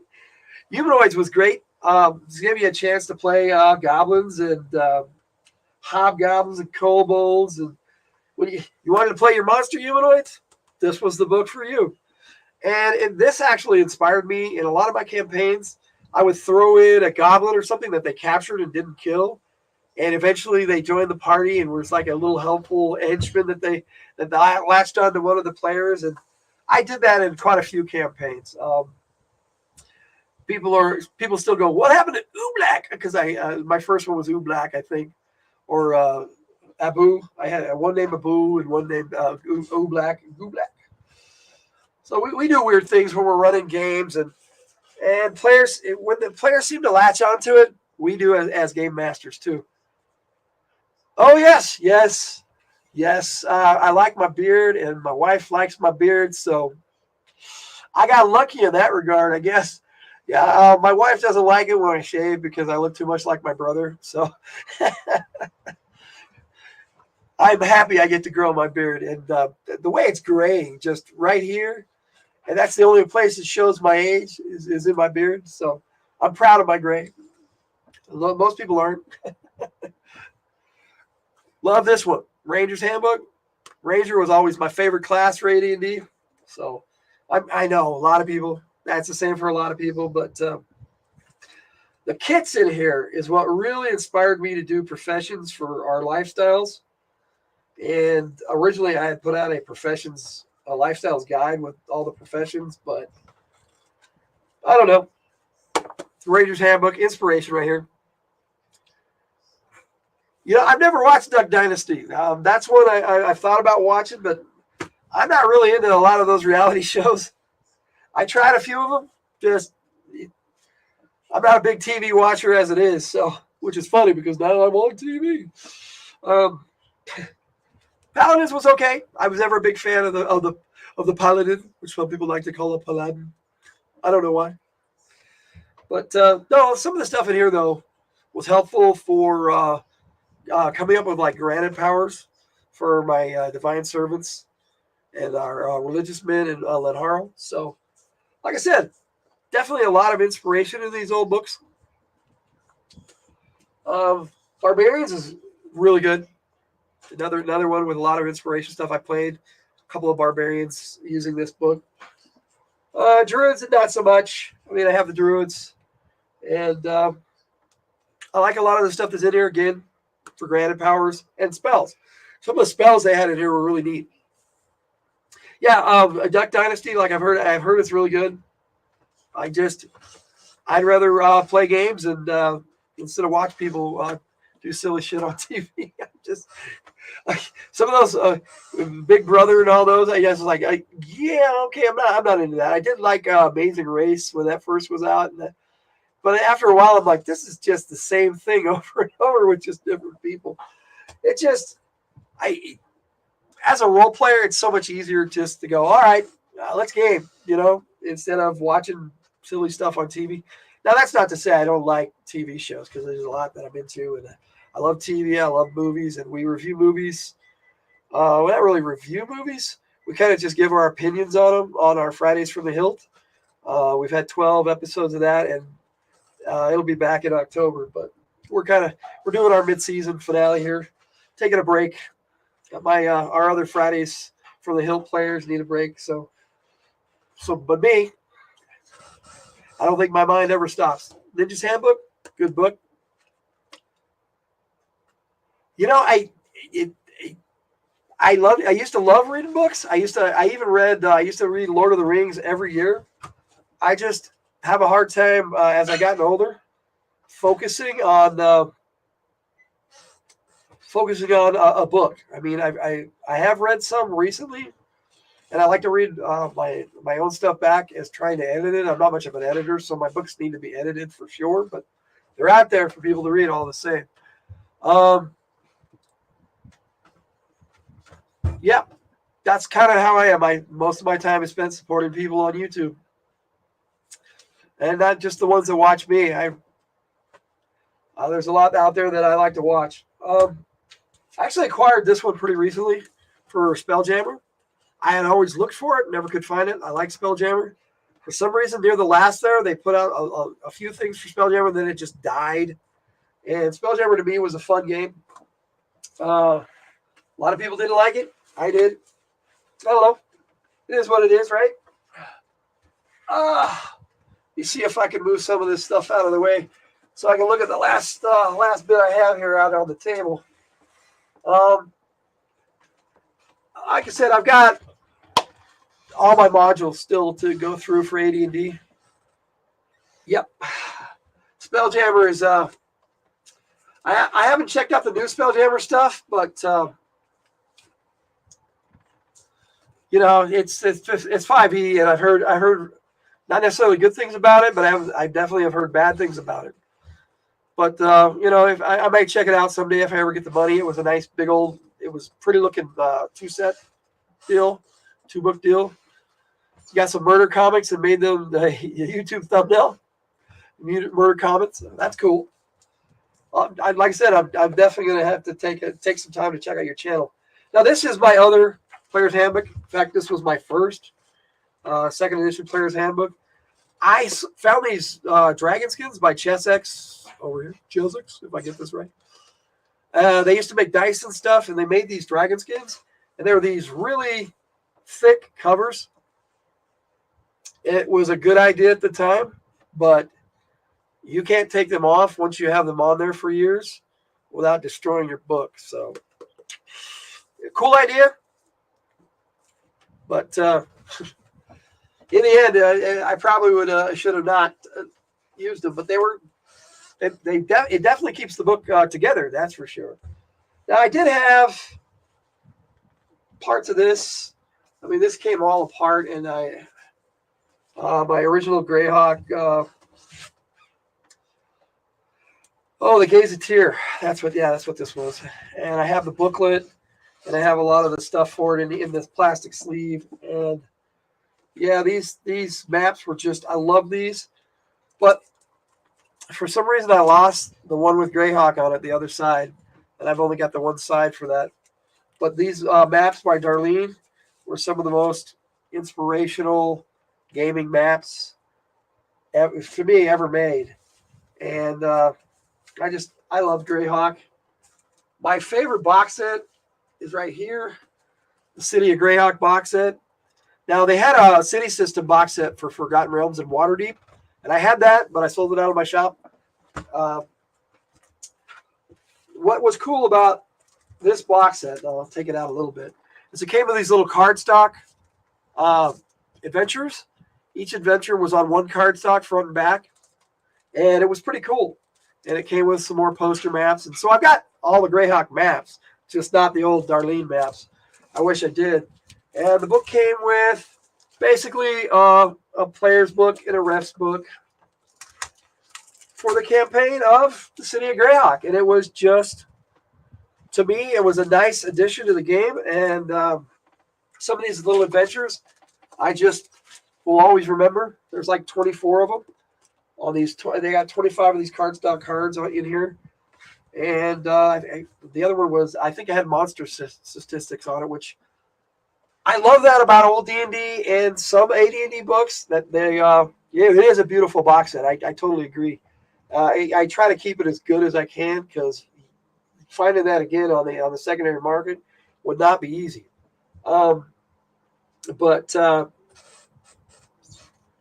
Yeah, I totally lost my train of thought, but that's okay. If I remember, I'll get back to it. But Bloodstone Pass, love this one.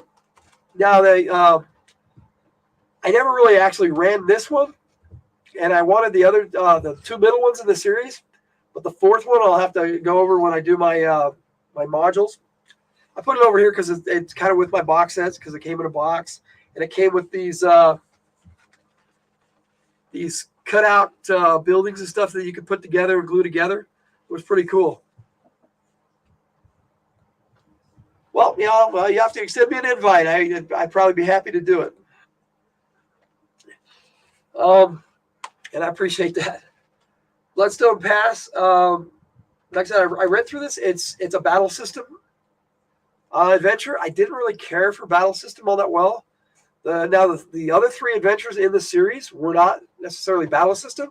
They were compatible with battle system, but for the most part, what they did with that was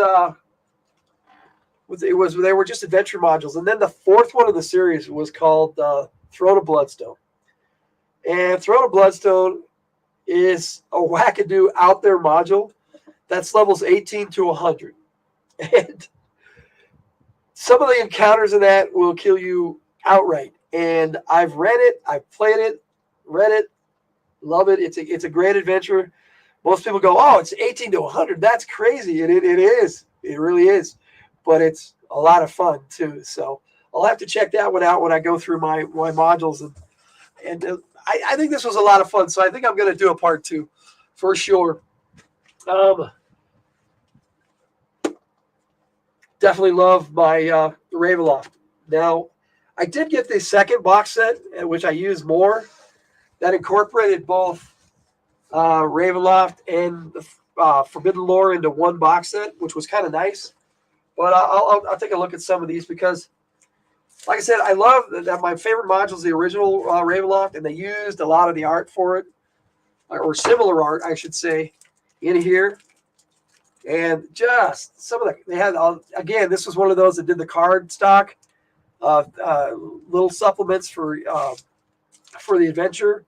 And it came with another bunch of four poster maps, or whatever you call them, 4-color poster maps, which were fantastic, but also a pain in the butt. And I still have some of those. One of those little. Let me pull that out.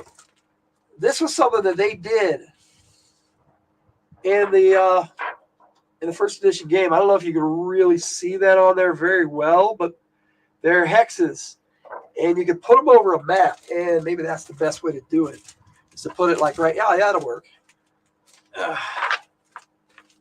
Where you could just overlay a map with hexes, and most of the old box sets for AD&D came with these. But I've only got a few of them left for some reason. I don't know what happened to all mine, but I used to have quite a few of these. And they were kind of nice. And so I managed to keep a hold of my one for Ravenloft. And so that's going to be fun to put back in, of course. You know what? I have one, and I might post one up on my Discord. So if you join my Discord, in order to look at my Discord, my admin guy, that's my son. He, for some reason, has a thing about security, and I'll have to make you a guild member before you can go do a lot of stuff. But he probably will too if you jump on there. And you know what? I'll do that afterwards. I will post a list of everything I have because, like I said, I have one and another little funny bit of silk stuff in there. I don't know. Bugs are the bane of my existence, I think. I think it's the bane of all of our existence. But, they're in a lot of ways, they're very useful. But they just won't leave me alone. Anyway, the Forbidden Lore came with these Taroka cards. This is where they first introduced them. And they had, well, if I can get it the right direction, they had all these 5 different suits with numbers like 1 to 8 or something like that. It wasn't a full playing deck, but they were kind of nice, and they rebrought them out in the next box set. So I actually have 2 decks of those, and I ended up picking up the one for 5e, so I have those too. And these are okay. It's kind of cool. Well, you'd be most welcome, Spine Ticks. Like I said, I will I will probably do it in my Talking Lenharrow channel. I'll post it in there. Forbidden Lore came with a lot of extra stuff, just little additions to the game. And like I said, when they redid it, I have the box set, but the box got torn apart, so it's all with my modules. So when I look at my modules, I'll look at the update of that, and my hardbacks with that too for Ravenloft.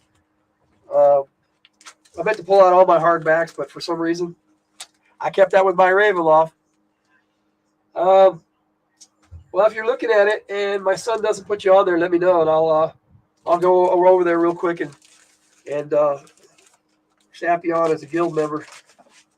But anyway, I love the Taroka cards, and I love the additions that the Forbidden Lore did, but it was kind of a pain in the butt to have to keep switching back different box sets. But, you know, that was the thing. The only other box set I got for Ravenloft was Castles Forlorn. I know they had like a Van Richten's one, the House of Van Richten, Fall of Van Richten or something like that. And they had a few other ones for Ravenloft. But here we go. Castles Forlorn had more 4 poster maps and more books. Just more campaign editions. And this one I got, probably when I was just ending my comic collecting days. And so I never really got a chance to really delve into this one because I wasn't really playing AD&D much anymore. I had started my own campaign and my own system, and my players just loved the regular stuff. Now for Spelljammer, again, I had the box set, but it fell apart. So my Spelljammer rules are with my modules, but I did have Legend of Spelljammer, and I'm not going to go into a lot of these because we'll get coming close to 2 hours. I was going to quit it at that point, but this actually covered the actual Spelljammer ship that was named Spelljammer, that the whole campaign was named after, and it's pretty cool. I liked it. There was a lot of neat stuff for Spelljammer that you just could incorporate into your regular games, and you didn't really need to play Spelljammer. I did love Spelljammer though, and I wasn't really good at running it, but I loved playing it, and I had another DM that would run it, so it was cool. Yes, I actually am too, but my tables is filled up pretty fast, and I'm like, oh boy, this is barely a little over half. So I'll just when I'm looking at the modules, I'll definitely take more time and really enjoy my AD&D modules and stuff. War Captain's Companion came with a bunch of little ships. It was kind of neat. So this was cool. And then like for Castles Forlorn, I picked this one up probably in the early 2000s.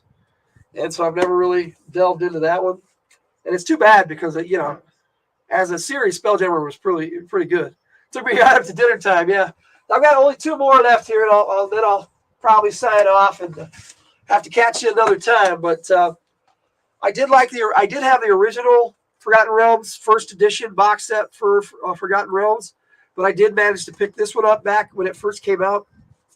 It's got a lot of cool stuff in here. Pretty much everything that was in here was in the first one. So I the original because I've got the new one. You know, the things we do.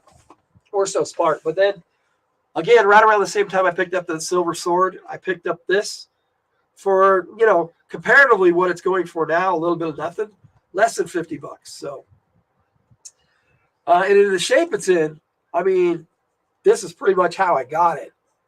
And I've kept it on the shelf really nice. Yes, this one right here, this is beautiful. And this one I think is even more beautiful. And I like Dritz and Dritz Jordan, however you say his name, and Katie Bree. And well, my favorite, I read a lot of those books from R.A. Salvatore. And my favorite character was Bruno. But, you know, I'm a dwarf guy, so there you go. Some of the stuff they had in there, including a poster, they just did some really nice stuff for the second edition. And I don't know, they just box sets. It's a dead art. I mean, I love box sets. Yeah, I've read a ton of these. That there is true. But I think I just keep going back to my favorites, and it's so much, and it's probably a little overwhelming, a little too much. So I'm a lot more choosy about some of the newer stuff that I buy because of it. But it just takes me back to my favorite box set, The City of Greyhawk. Great concept box set, which they started with the D&D stuff. So nothing wrong with box sets. And that's all I got to show you today. But I will definitely do a second one and do all my modules. So with that being said, we hit the 2-hour mark, and so I did it perfect, better than I thought I would do. And I'm grateful that you were here, Spine Ticks, and I enjoyed talking with you, and I hope to talk to you some more. I'm not sure who Artemis and Terrari. That sounds very familiar, and was that from the City of Greyhawk box set? I don't really remember. It's probably been 15 years since I've even read this stuff. And the mind is not what it used to be. It reminds us of our age. I'm happy you enjoy the show, and thanks for hanging out with me. But I'm gonna sign off, and if I see you over on the Discord, I'll definitely make you a guild member if Jake hasn't already. So thanks for hanging out with me, and I hope anybody who watches the replay enjoys the video. And with that all being said, Logan out. Gonna end the broadcast and strike a pose.